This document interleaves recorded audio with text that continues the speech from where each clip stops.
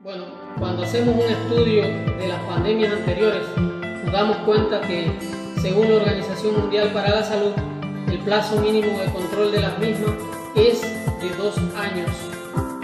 Y para ello es necesario la inmunización mundial de más del 70% de la población mundial.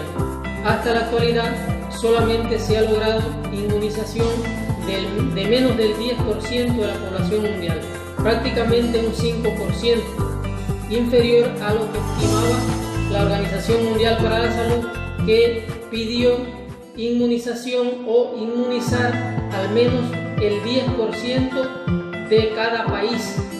De esta manera, pues, se podía avanzar un poco en este control de la pandemia, pero aún faltaría bastante para lograr el 70%, que es la inmunidad de rebaño, y es lo que realmente necesitamos para poder contrarrestar todas estas consecuencias de la pandemia del coronavirus.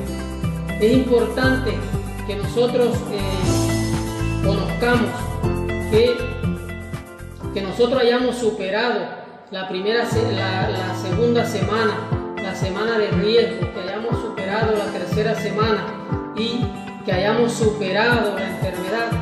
No quiere decir que nosotros estemos recuperados. Eso no quiere decir eso, porque cuando nosotros analizamos el concepto de salud por la Organización Mundial para la Salud, emitido en el año 1949, se define que salud no significa solamente la ausencia de enfermedad, sino que es un estado completo de bienestar, tanto físico, psicológico y social. Es decir, que la persona que se enferma de coronavirus y supera la enfermedad es una persona que no tiene un estado completo de bienestar físico. ¿Por qué? Porque sabemos que queda un síndrome post-COVID que genera una serie de molestias, de consecuencias, de sintomatologías desagradables, y que poco a poco se van recuperando en un plazo de 4 a 6 meses.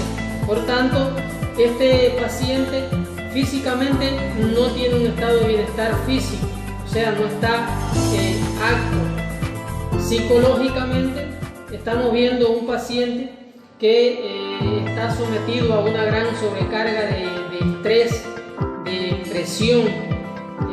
Son pacientes que presentan trastornos de ansiedad, depresión, crisis de angustia, que están presentando muchos crisis, duelo por la pérdida de algunos familiares queridos, de algunas amistades, vecinos.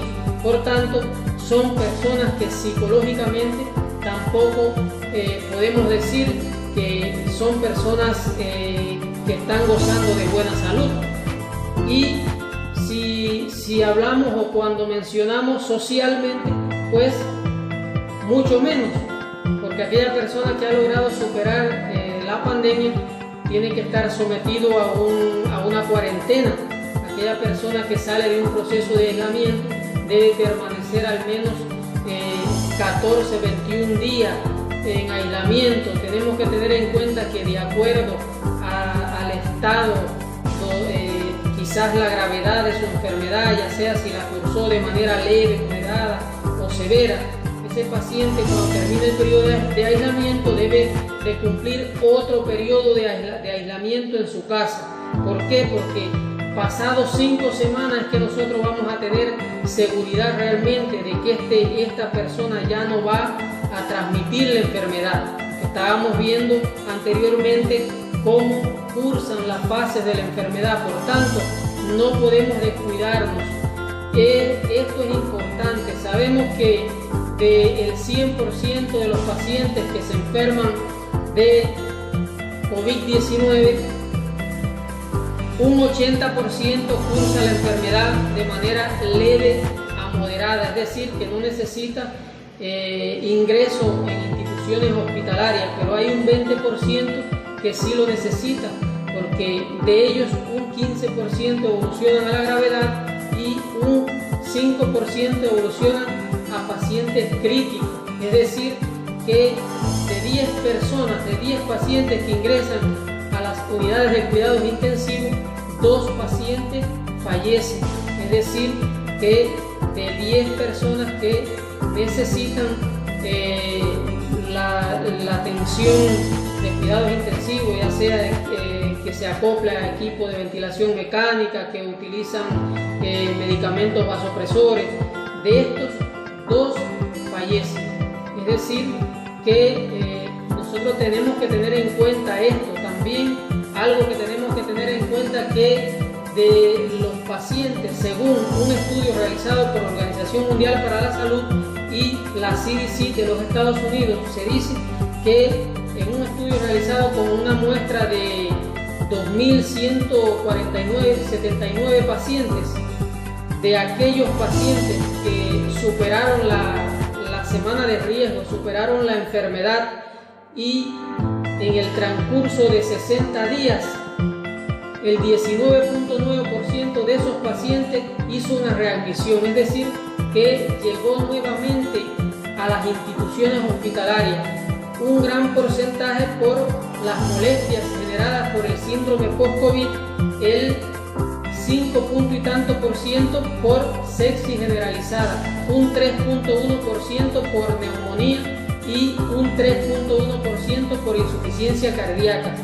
Y de ellos, un 9.1% de pacientes falleció. Es decir, que de aquellos pacientes que superan la enfermedad en el plazo de los primeros 60 días, un 9.1% de esos pacientes falleció, según estudios ya realizados por la Organización Mundial para la Salud y el CDC. Por tanto, nosotros no podemos considerarnos que estamos curados.